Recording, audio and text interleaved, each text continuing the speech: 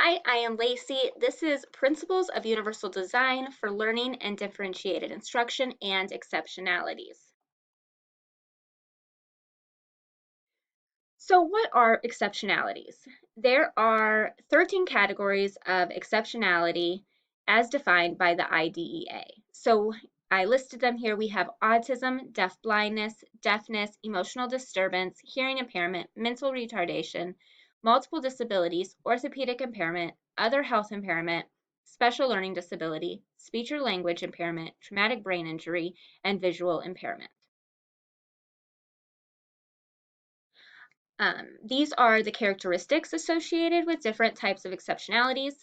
I only listed a few of them for each category. So for autism, severe social problems, organization difficulties, often has one area of interest to the exclusion of all else, inability to understand pragmatic language.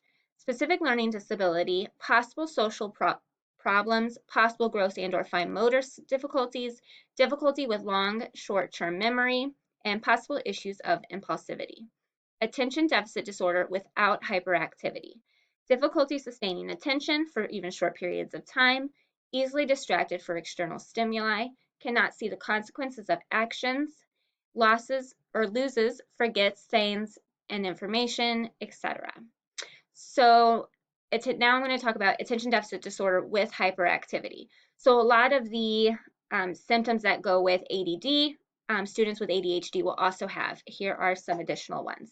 Paces or roams the room, interrupts or intrudes on others, avoids or complains about noise, other students, lights, smells, and many other things. Difficulty sustaining attention for even short periods of time. Emotional behavioral disorder, variety of physical symptoms, depression, irritable or angry, difficulty controlling emotions. Speech and language impairment. The characteristics of speech or language impairments will vary depending upon the type of impairment involved. Articulation disorder, fluency disorder like stuttering, and language disorder. Traumatic brain injury, medical neurological symptoms, speech, vision, hearing, and other sensory impairment, cognitive symptoms, decreased attention, organizational skills, and problem-solving ability, and many others for that as well. Behavioral emotional symptoms, aggression, behavior, denial of deficits, depression, etc. Social skills, developing difficulties maintaining relationships.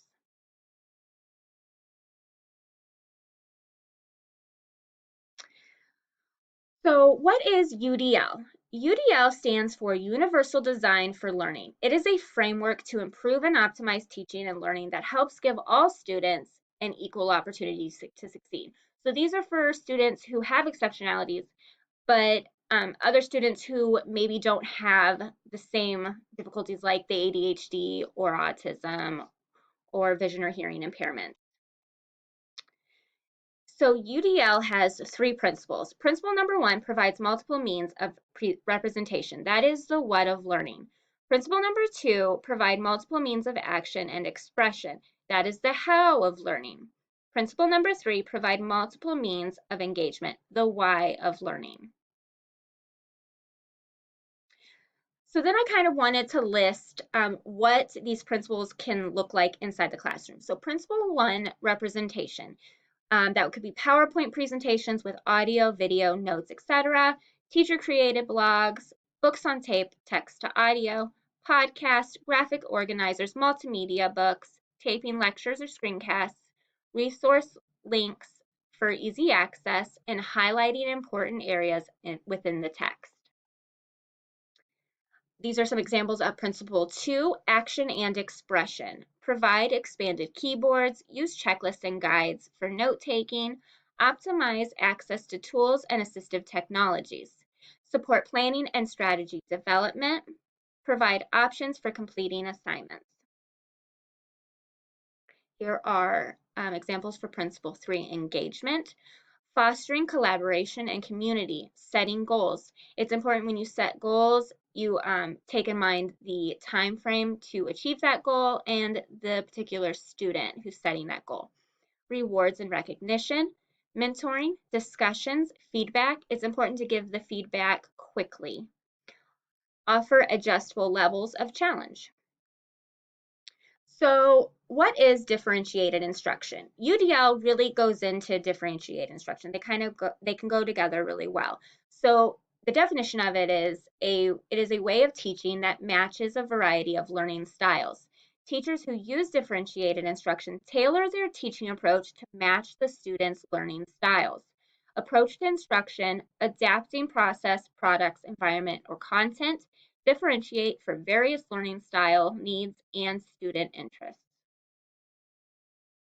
So now I kind of gave some examples of what differentiation can look like in the classroom. So it can be designing lessons based on students' learning styles. That could mean if you have a kinesthetic learner, you may want to make a lesson plan where they're holding things, they're interacting with it to learn.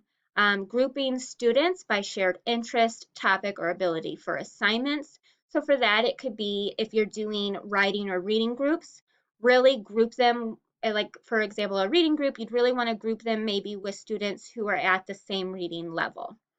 Access students learning using formative assessment, manage the classroom to create a safe and supportive environment, and continually assist and adjust lesson content to meet students' needs.